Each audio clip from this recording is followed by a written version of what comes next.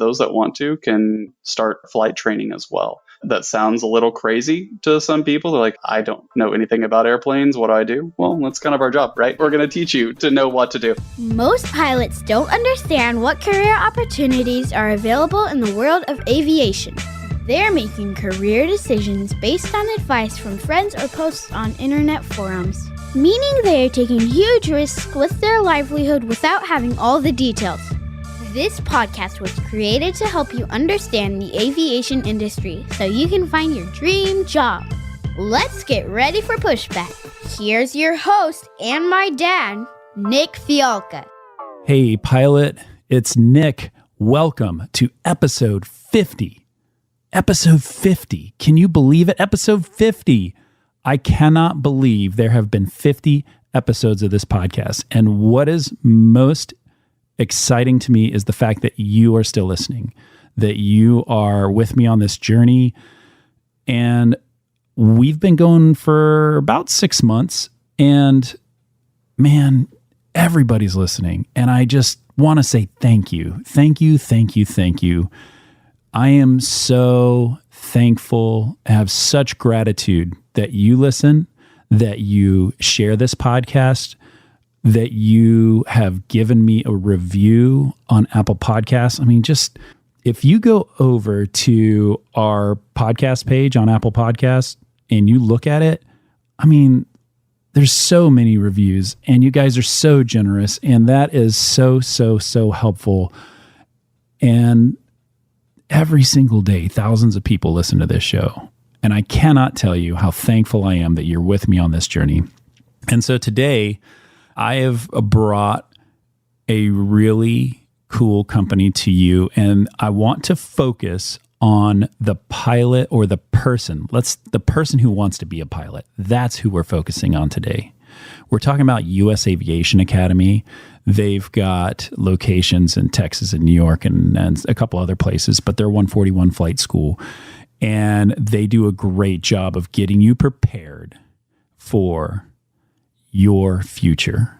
And so if you are listening to this podcast and you are considering aviation, yeah, there's a lot of flight schools out there, and there are a lot of different ways to peel the onion. But the US Aviation Academy has a really strong foundation. Go to their website, check it out. If you are an international student, they also have an international program. They have a military program, which, spoiler alert, I'm going to get to on a future episode. But this flight school is a great way to knock out your certificates, to knock out your flight time, to get yourself moving and get in the direction to becoming a pilot. And Dillon from US Aviation Academy dives deep, and we talk in depth about all the things. Listen to him because he is so intelligent about this industry. And I just can't tell you how much knowledge Dillon Washburn has. He's great. You're going to get a lot out of this, even if you're already flying. If you are already past the flight school portion of this, it's a great listen. It's so good. So this is episode 50. You guys and gals are everything to me, and I appreciate, and my family appreciates you listening. I'm thankful. I'm grateful. Let's keep it going. And last but not least, let's have a quick word from our sponsors, because without them, we wouldn't have this awesome podcast. Hey, pilot, it's Nick. I want to tell you about a great friend of the show, Timothy P. Pope. He's a financial planner, and he's completely focused on the professional pilot. He's the kind of guy you want to go to for real talk to help you figure out your financial future. With so many upgrades and so many transitions and so many things going on, you owe it to yourself to give him a call. He'll help you design and execute really smart financial planning strategies, whether it's retirement planning, investment management, military transition, tax planning. He's a great financial planning partner. Timothy P. Pope, CFP, helping professional pilots make the most out of life. Give him a shout. All the information's in the show notes. You should definitely tell him I told you to call. All right, pilot, here we are. Dillon Washburn, US Aviation Academy. What is up, my man? How are you? I'm doing great. How about you? Dude, I'm awesome. It is so good. Dillon and I have been playing podcast tag. It's like phone tag for podcasts for, I don't know, probably over a month now, but I've been super tenacious trying to pin him down because, listen, he is so smart. This is the first of many engagements with Dillon. You guys will get to know him really well. So, Dillon, can you start off just kind of telling us about US Aviation Academy, what you guys do? Yeah, I'll give you a quick rundown. Basically, we were a flight school. Our flight school started in 2006. Really just kind of took a school that had about 6 airplanes and really kind of shifted focus to be kind of career seeking and help people get to the overall career of being a commercial pilot, both domestically and internationally. Now, since then, we've grown to have 5 bases, over 120 aircraft. And then additionally, as of January 2021, we actually even expanded into the growing demand for A&P mechanics. So we started an A&P program as well. So kind of our forte is just training people that want to get into careers in aviation and trying to help them figure out getting past the financial hurdles and stuff like that. Got it. So let's say I'm a young buck. I'm not an old man with no hair like I am now, but I'm young. I'm like just getting ready to turn 18. I'm really stoked about aviation. I want to be a pilot. I see this huge pilot shortage going on, and I want to solve that piece of the puzzle and be full up around. What does it look like? What do you tell them? I mean, like the biggest thing, if people are kind of kicking around the idea and they're not quite sure, the main things I tell them, my quick elevator pitch is, how would you like to not be able to work more than 1,000 hours a year? So you get to be a permanent part-time employee, make 10 times more than your friends. And then with all that extra time off and extra money, using those flight benefits and being able to go and see the world. And they're like, oh, okay, please tell me more. So that's usually what I at least tell them. And then we splinter off into different areas depending on the individual and how I can best help them. So US Aviation Academy, like it's 0 to hero, right? Like you'll get them all the way to CFI, is that right? Yeah, I mean, we'll train somebody from different areas, right? We can train somebody from, like, for instance, like a helicopter pilot. Military helicopter pilots is wanting to transition to fixed wing, or we take somebody with 0 flying experience and we'll train them all the way through CFI, II, MEI. We even have self-examining authority for every single one of our courses, which is pretty cool. Let's kind of do 2 little silos here. Let's talk about the civilian side, then we'll talk about the military side, right? So if I'm a civilian candidate and I am wanting to start in the flight school world, what are the things in place that need to happen before I can get going? Well, I mean, I think the big thing that holds everybody back is how to pay for it, right? It's not a cheap thing to get into. There's starting to be a lot more of a push from the industry itself to help with that, which I think is amazing. Whenever I got into this, that definitely was not a possibility for me. So it was basically you go to a university or you have mommy and daddy with money. So I didn't have the latter there, and I already had gone to college, so I had to figure out an alternative there. So really, it's just a matter of figuring out how you can finance that flight training. So that's the number one thing. And there's various ways that you can accomplish that. And nothing to say there's wrong with collegiate partnerships. We have 7 of them. And so the great thing about that is FAFSA, right? Familiar with FAFSA? Essentially, the government provides a lending source that you can't be denied based on your income level or credit score. So that really helps knock down a major financial barrier.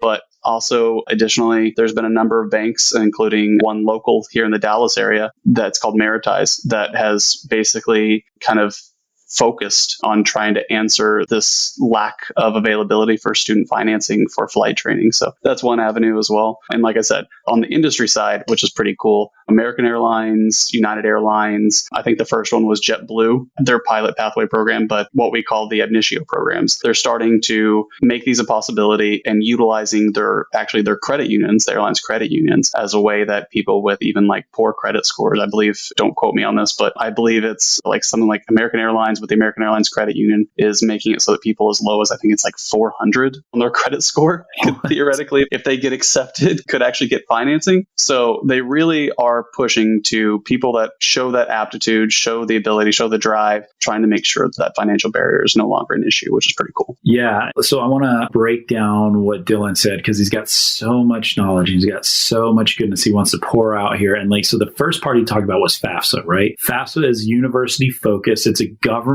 program for university education, right? And it is now it has morphed into the ability to afford flight school training programs. Am I right? I got about 90% of that. Yeah, for as long as it's an accredited institution. So for our students, it's usually involving our collegiate partnerships. Right. So you have a collegiate partnership portion, and the government can come to assistance and kind of give you loans and grants and this, that, and the other. And it's totally your standard financial aid, college financial aid packet kind of information. The other side of this coin with the civilian side of the house is local banks willing to make loans for a pretty high dollar amount, but hopefully it is such that it is something that is affordable and tenable for somebody over a career. Because if you're coming out with $150,000, $200,000 worth of training that you're going to have to pay back, you're going to need, definitely recommend making sure you're like all these numbers are in order and you have a bill that you can afford to pay back.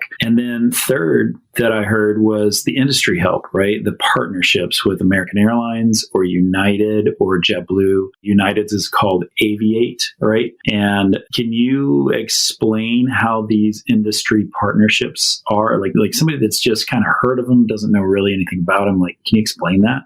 Yeah, sure. I don't mind. Our school, US Aviation, has relationship kind of adjacent. We have pathways for these people in a program that is tied to these. But for what you're talking about, or what I was talking about, is these initio programs. Those are basically individuals that want to go to specific flight schools that are partnered with them. So like, for instance, United Aviate, they actually have the United Aviate Academy that's in Goodyear, Arizona. But essentially somebody that is interested, United one, actually you apply, you interview, you get into their program, and they actually make the private pilot free. And so you go in there, you train, you get your private pilot's license. After you complete it, then you actually do the full airline interview. You do the HR, the technical, and if they essentially say, yep, you're good, we'll let you into our United Aviate program, then they utilize different sources, one of which is United's credit union, which I believe is called Alliance Credit Union. Yep, and that helps you fund the flight training.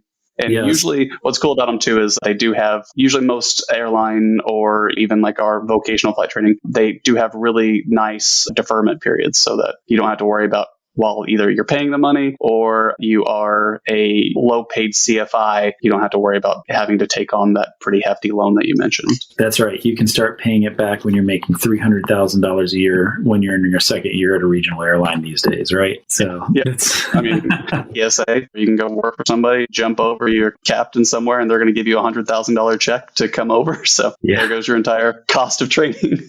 Absolutely. And that's a big reason for it, right? Like the regionals, all of you that are seeing these big carrots that the regionals are hanging out with, the reason they're coming up with these numbers is it's about the cost of flight training. And it's so they're putting that carrot out there. $100,000. Listen, it's a bonus. So it's going to be taxed at 35%. So you're only going to see, what is that, 65 of it? If I can't do math, but hopefully I'm relatively close. But I do think still a huge chunk, still a great opportunity. And one thing Dillon said that's really important is that if you want to go down this path, that you are going to have to enter before like 20 whatever year old you is going to have to do a United interview, like a big time, full blown, like all the give me an approach brief, give me a takeoff brief. What do you do with this V1 code? Like what's the highest obstacle here? What's the talk me through this star? All the things. So quick plug for me, we do that a ton, right? And I have so many candidates coming through that are doing all the different pipeline programs, Propel or Aviate or whatever it is. So get yourself ready, because if you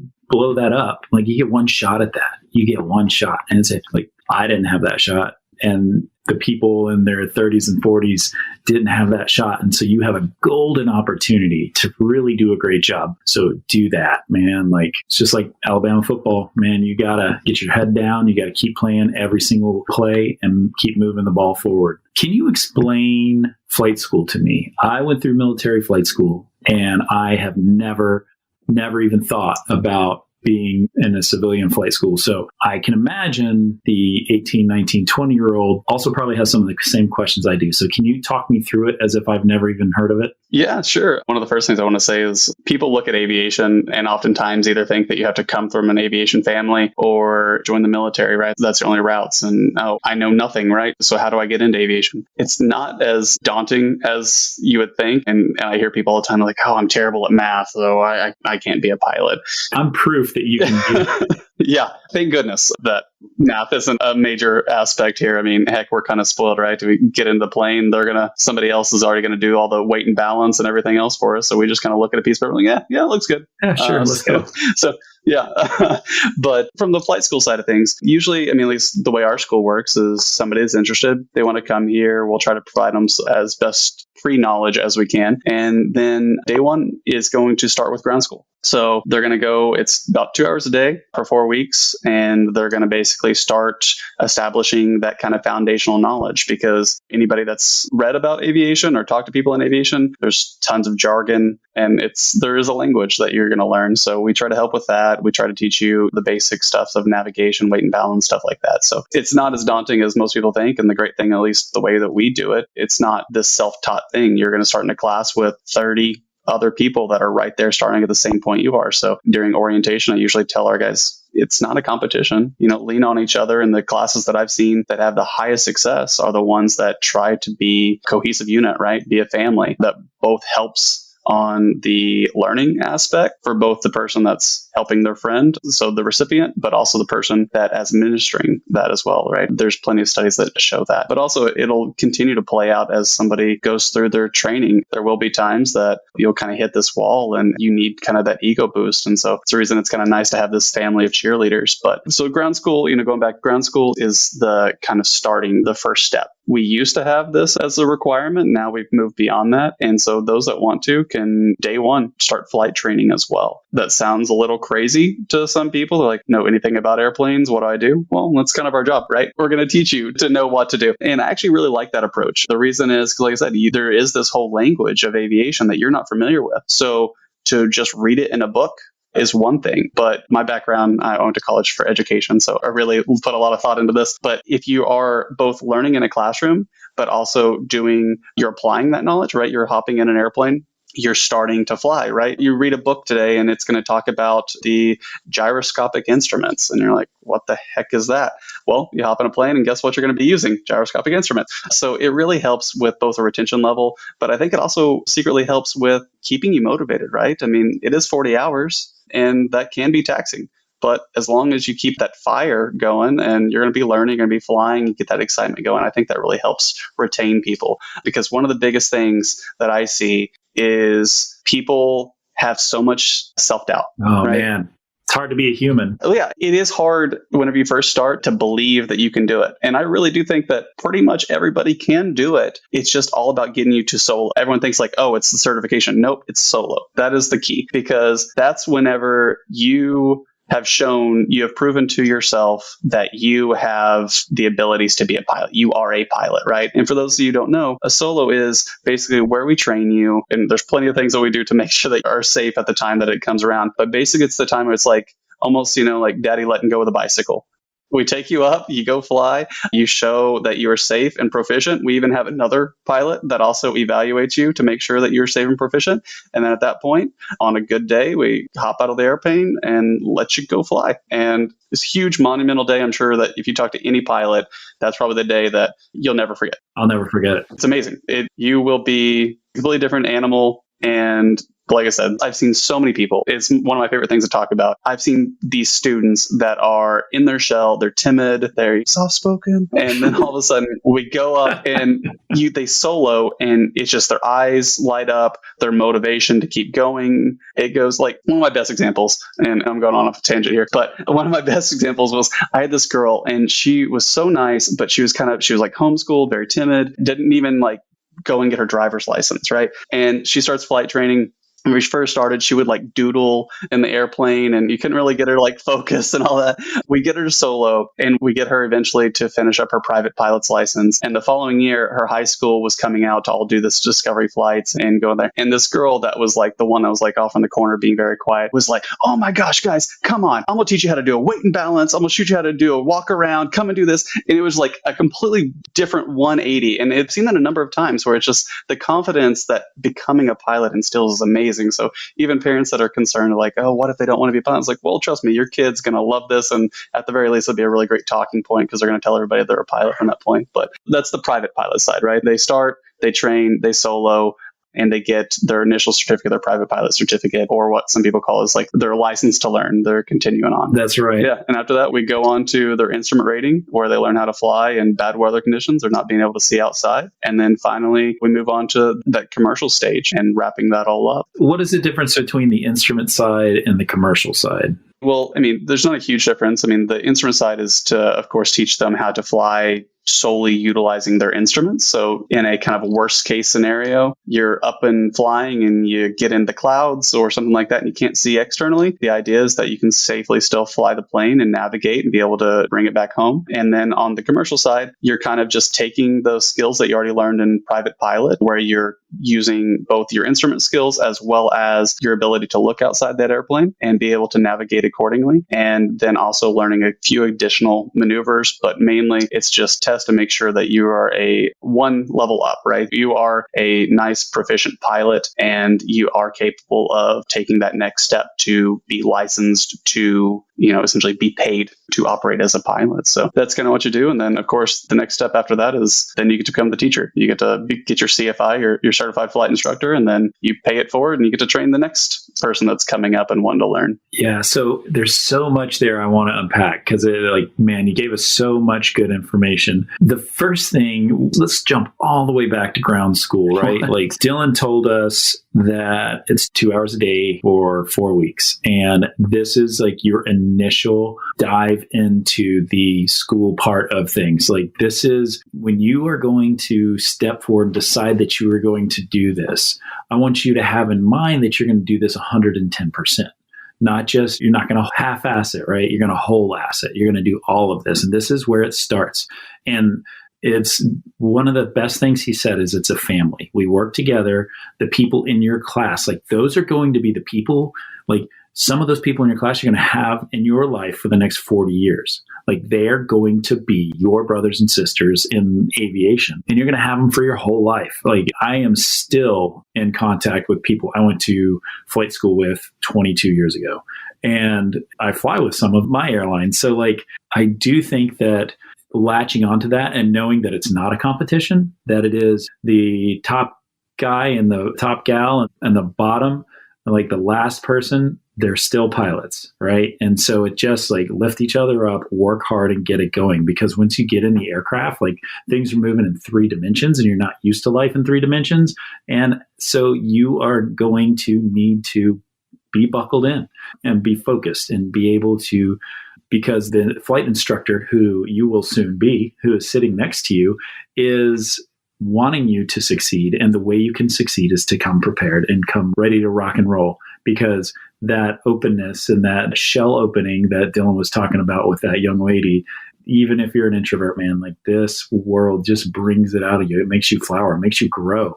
And that is a fun thing, isn't it? Like, it's just so cool to see. And you could hear it in Dillon's voice about how amazing it was to watch this girl go from just quiet and meek to just in charge and willing to teach and show and love on these people. And it's super awesome. It is super awesome. And then I wanted to mention this, like when you're in flight school, your primary training, your basic training that you do, like you just repeat that on a slightly larger scale through every single flight school, all the way until you're flying 777 or a Dreamliner or whatever. It's the exact same thing you've been doing. And so when you're putting the pieces together at first, all of a sudden, at some point you see like, gosh, man, I feel like I just did this. We're just rehashing the same stuff. And that's true. Like, would you agree, Dillon? Yeah. And I've heard plenty of people say that essentially the things and the maneuvers that you're learning initially from a private pilot is much harder than what you actually learn in the airlines. Airlines are harder. Automation and just learning tasks and how to work as a team. Yeah, I fly an Airbus, and most of my concern is not spilling my coffee during an emergency. Like that's the biggest fear. So you're getting your ass handed to you in a 172, like you're bouncing around, you got all the farmers fields underneath you and it's just thrashing you. Like that's not the same when you're in a wide body or something else. You're making yourself stronger right at the beginning. Hardest up front. That's so good. I love your idea about self-doubt. I want to do an entire episode about self-doubt and the fact that you can overcome those doubts. But really, like, where I think a lot of people, like, where you really learn it and come into your own is when you're an instructor. Would you agree with that? Yeah, I mean, there's definitely lots of people, that's kind of where they hone their skills, right? There's the saying of whenever you're getting your private instrument commercial, you learn how to fly. And then once you become an instructor, you're learning how to stop somebody from killing you while you're trying to fly. That's right. Because, yeah, I mean, people are starting, they don't know what they're doing. And so you're both having to go into the instructor role. But the reason that's important, I think, and the reason that helps people really progress and learn is because you're not simply just performing a duty, or performing a task, performing the maneuver. You're having to be a teacher. So you're having to think about not only how you perform it, but how you convey that. How do you teach that? And then not just how you teach it in one way, because each person learns in a different way. How can you maybe tweak your typical lesson or your approach or even your demeanor and how to do that? So I think it helps people improve, progress, and learn not only how to be a better pilot, but how to be a better leader, and especially on like the vocal delivery and be able to vocalize a task and deliver that, which I think is very key, especially for CRM. Once you go to the airlines and you're working with somebody and verbally needing to say the task, I think that's something that really helps people progress and hone that skill. Yeah, I think you hit it right on the head. The crew resource management portion, like as you learn that and really dive into it, the ability to articulate what you mean and pivot in a lot of different ways so that the person that's learning can pick it up. I'm not an engineer, but I do know a lot of engineers, and I've had a lot of engineer instructors. And so they've had to learn to speak to me on a way that is way more abstract. And, you know, there's some great YouTube audio clips. I think about that one girl that I think she lost a wheel on her solo. Do you remember that, hearing that? And she's, the instructor is like in the tower talking to her. And she's like, you could hear it in her voice, man. She's like nervous as hell. And he talks to her. He stays cool as hell. He just talks to her all the way through, like, you can do this. You got it. We did this. Let's go. And she lands it and does a great job. And so that guy's ability to convey to this young lady in a way that she could understand in the crisis, right? That's where you become a strong leader. He didn't start off like that. And so to be able to understand why you're instructing, like you become that CFI, not just to bang out more hours, like it's the next generation, right? It's your turn. Learn it, do it, teach it. And those skills just become part of you, especially when they're throwing you in a stall on short final. Oh, yeah. Yep.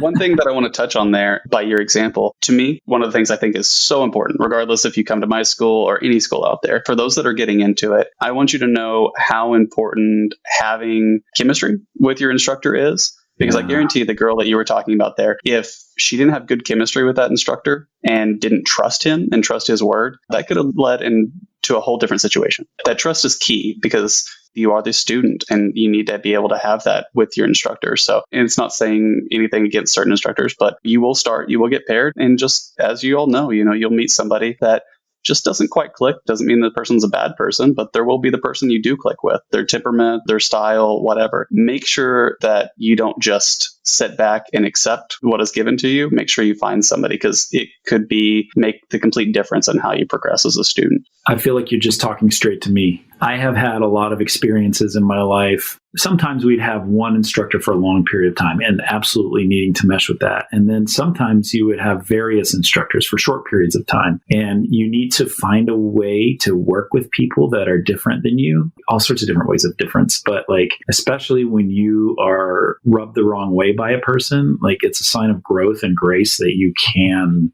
find that way to modify yourself and still keep CRM going. But if you're in that girl with her instructor, like she needed that person that was her, like, because she trusted her life with everything he said, right? Yeah, absolutely. Find that way that you mesh. And if you're not meshing, speak up. It's okay. I'm going to find that video and I'll put it in the show notes. It's just audio, but it's super cool. Like, I'll never forget it. It's years old, but it's really, really compelling. So once you're a CFI and you're doing your thing, how do you progress down that multi-engine route? Like, what does that look like? Some people have different approaches there, right? So some people will immediately get their multi-engine add-on as soon as they get their commercial. Some people will wait and they'll be working as an instructor. They'll wait till they are almost at whatever their hour requirement is, and then they'll add on the multi. Usually it's about 15 hours. But some people will choose to even become a multi-engine instructor. There's no real right or wrong way of doing it, but usually you need about 25 multi-hours to be able to go to any airline or 121 operator. It's a cool thing though. I mean, the reason I say like people have different strategies there is, I mean, the cool thing is just opportunity. We already talked about the financial opportunities that are becoming more prevalent for the new generation. But the other thing that on the opportunity side that's really cool, and I'm an example of that, I'm about to be able to have my first flying operation at a company called JSX. And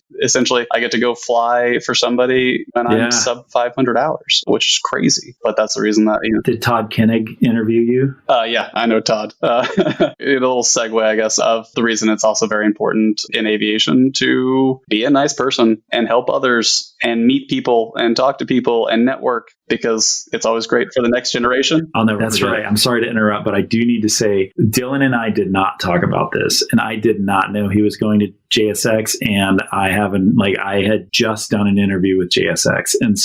And we talked about the fact that you need to be a great person because this world is so small. So you're just like parroting exactly what we just said. I love it. And it's going to be awesome, man. 145, like sitting there chilling, going from, because you live in Texas, right? Yep. Dallas area. You're going to fly out of Love Field over there at the FBO and go just crush it and be home at the end of the day. It's going to be awesome. I will say I have wanderlust, so I'm like, can I just have more 2 days, please? I want to fly more. I think if you're flying the 145, maybe you'll find out that the APU is not working and you need to down the bird or something.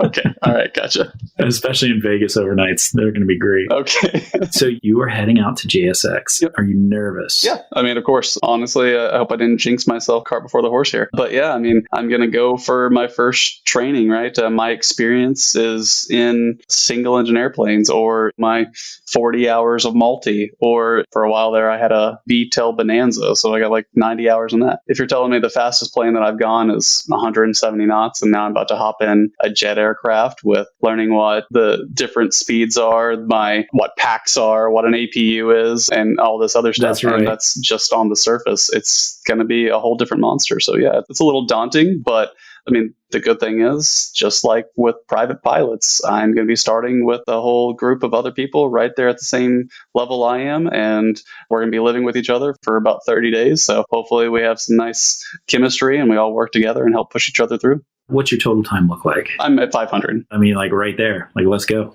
I think 135 knots was the like magic number in the 145 that keeps you safe from everything. So okay, I think that's correct. Don't go above 250 below 10. I'll tell you that. Ask me how I know. Okay. Man, that is so exciting. I am so glad that you are. The good part is, like, what you're hearing from Dillon is the progress that he took through it. He is a super articulate person and so passionate about helping and teaching and investing in the people around him. I mean, that's why US Aviation's putting him in the forefront to be the person that communicates that. And he's got great clarity of thought. So, dude, thank you so much for coming on with us. Thank you for just pouring out all this great information, dude. So yeah, how can somebody who's interested start figuring out things about US Aviation? Yeah, I mean, the best way, of course, is just to look on our website. There's some video content there. There's places that talk about discovery flights. There's areas targeted towards just domestic students, veteran students, international students, just whoever you are. We can definitely help. And you want to train with us, you want to go through one of our college programs, just whatever. And, the admission team, that's the group that I look over here, and as also the airline development team. But, one of the things I've told my admissions team is all I need you to do is help. You don't need to sell, just whatever the individual is, be it they want to come here, there, wherever. Let's figure out what their issues are, what their pain points are, and let's just make sure that we help them accomplish their dream to become pilots. Yeah, absolutely. And that's so important, is being able to make sure that you fit in the right place. It's not a sales pitch. It's just make sure that wherever you decide to plant yourself, that you are able to grow there. Because if you choose poorly, you are going to be regretful. If you choose to go to Fort Worth and work there instead of, and you live in Portland, Maine, it might be a little bit of a difficult life-changing decision unless you've just got a great support structure. So make sure you grow where you're planted. Dude, thank you for coming on. Thank you for spending time with us. There's so many more avenues. We didn't even talk about the military stuff, but we will. We'll get back to it. Man, I really appreciate that. Thank you for spending time, brother. Yeah, I loved it and I appreciate it. And yeah, please reach out. And if anyone even just contacts us, you can tell my team that I give permission to give out my cell phone number, and I'll help anyone and everyone. So that's it. Just like me, man. So hit Dillon up. All the information's in the show notes. US Aviation, crushing it. Good job, brother. All right. Thanks, guys. See you, buddy. Bye. Hey, before I let you go, I need to mention one thing because a lot of people are asking me, can you do anything? Can you help me with this? And the answer is yes. At Spitfire Elite, we will make more millionaires this year than Major League Baseball will make in the next 5 years. Our company actually does this. It's called Spitfire Elite Interview Consulting. And you can find us over at SpitfireElite.com. Our clients, they call us the easy button for interview prep because everything you need to crush your interview is there in one spot. Whether it's application review or interview prep, all of it is covered. We've helped thousands of clients who are now flying at their dream jobs because our coaches gave them the one-on-one feedback that they needed to succeed on the biggest day of their life. The best part of Spitfire is our community. All Spitfire clients will get access to our private chats where they can work with each other and they can work with our coaches and get the latest information on all the airlines. If you'd like to make sure that you are 100% ready to go on your big day, there is only one choice. Everything you need is in one place, and I think it's pretty affordable. You'll have to take a look for yourself. Just go over to SpitfireElite.com and check us out. Use the coupon code PODCAST and it'll save you 10%. And by the way, I will see you on the next episode. The statements made on this show are my own opinions and do not reflect, nor are they under any direction from my employer.